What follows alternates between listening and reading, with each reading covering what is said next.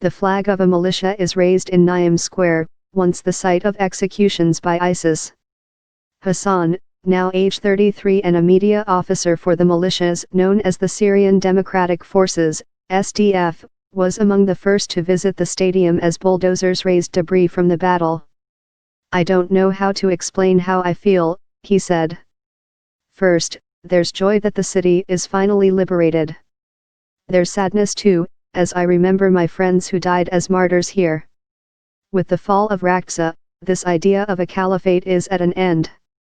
No longer in control of any major city in Iraq or Syria, ISIS is on the verge of defeat as a conventional military force. The fighting is not over completely, but the remaining 3,500 to 5,500 militants are confined to a series of towns along the Euphrates and a stretch of desert straddling the Iraq-Syria border. As each alliance eats up more and more territory formerly held by the Islamic State, they come closer to a standoff. If Assad follows through on his vow to reclaim the whole of the country, his forces will be pitted against the Syrian Kurdish fighters, who are unsure of how long the U.S. will lend them support. The empire of the Islamic State is in ruins. No one yet knows who will rule over the rubble." A view of the Clock Tower Square, where ISIS would carry out executions.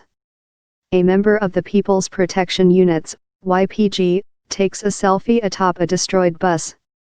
Members of the Women's Protection Units, EPJ, in Naim Square, formerly a site of public executions. A man walks on the bleachers of the stadium used by ISIS as a jail. The trouble began in March 2011, when protests broke out here and in Syria's other main cities amid the Arab Spring revolts. People in Raqqa continued to march even as government troops rounded up demonstrators and tortured them, opened fire on crowds and sent the military to restore order. Civil protest turned to armed insurrection, and Raqqa fell into rebel hands in March 2013. Chaos reigned as rival rebel groups took control of different parts of the city. ISIS crushed the other rebel groups in Raqqa over the remainder of 2013, using a car bomb to wipe out one rival brigade. From there, the group spread its tentacles into Iraq and Syria. Raqqa became the purest example of the Islamic State's experiment in jihadist governance. ISIS carried out public executions, displaying severed heads in a public square. Satellite dishes, cell phones and music were banned. The tiniest infraction could provoke a beating or arrest by the Hisbah patrols, the religious police. A man named Mohammed Qassam, 59, told Time he was beaten for saying, in an argument with his wife inside a government office, "I swear by my honor," rather than "I swear by God." Hundreds of burned AK-47s inside an ISIS warehouse. A destroyed ATM. A ruined car. A street lies in ruins. A dismantled sofa in a destroyed room. The ultimate toll on civilians is a matter of dispute. Air Wars, a monitoring group based in London, reported that 433 civilians likely died as a result of strikes on Raqqa just in the month of August. Colonel Ryan Dillon, a spokesman for the coalition, said the military has not yet been able to assess the deaths claimed by Air Wars but said the coalition strikes only valid military targets.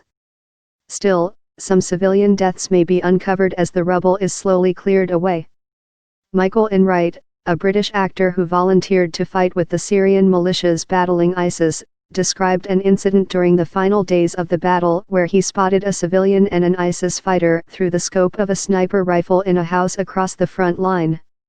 "I've got all these moral dilemmas going on inside of me and getting ready to shoot, and an American airstrike comes in and just goes bang with that house and the one next door," he said. "I thought, well, no more moral dilemma." A view inside an ISIS warehouse. Cement blocks fill a window frame the warehouse. An intravenous tube hangs on a wall in the basement of the stadium used by ISIS as a jail. A member of the Syrian Democratic Forces walks inside the prison set up by militants in the basement of the stadium. The caliphate's fall doesn't mean the end of ISIS. In Iraq and Syria, the group will live on as an insurgency that is expected to attack civilians and harass opposing forces for years to come. Satellite states have emerged in ungoverned spaces within Libya, Egypt, Afghanistan, and the Philippines. ISIS is also expected to continue its campaign of terrorism across the world, either by trained operatives or self-motivated attackers. In 2016, the group's leaders urged potential foreign recruits not to travel to Iraq and Syria, and instead launch better and more enduring attacks at home.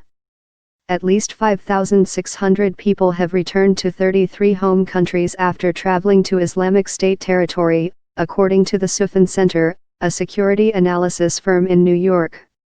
Still, the state that the group for years boasted remains and expands now exists only in the group's propaganda.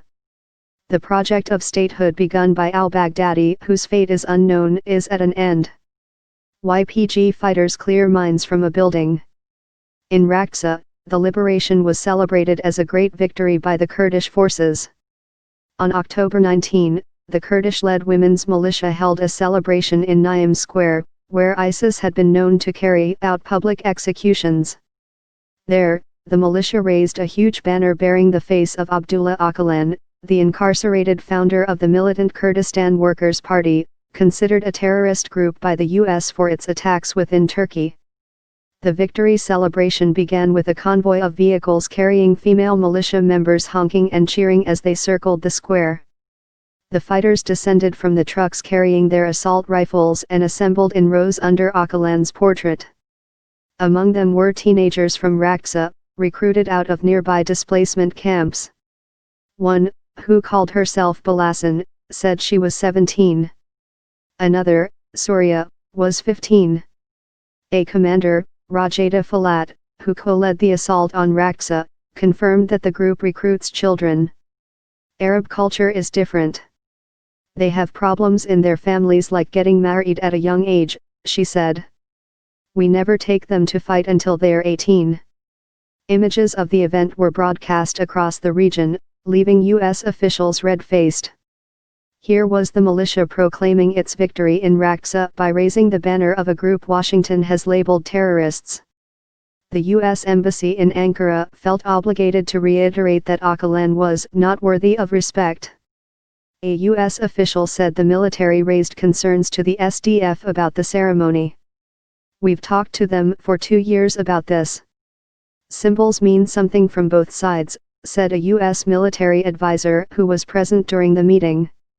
Lieutenant General Paul Funk, the U.S. coalition commander, sat inside an air-conditioned tent at a dusty U.S. airstrip at Kobane, the first city U.S. bombs leveled to defeat ISIS. He had flown into Syria that morning, October 21, to congratulate the SDF militia leaders on their victory in Raqqa. Confronted with questions about the geopolitical maelstrom surrounding the U.S. presence in Syria, he reiterated an axiom of U.S. policy. My mission is to defeat Daesh, he said, using a disparaging Arabic term for the group, and that's what we're doing. In other words, the war on ISIS exists outside the surreal complexity of the Syrian conflict. Members of the Raqqa Civil Council in their An-Issa office. The organization was recently created with the aim to govern, once those who fled the city return. 2 young girls inside the An-Issa refugee camp. Sunflowers inside the An-Issa refugee camp.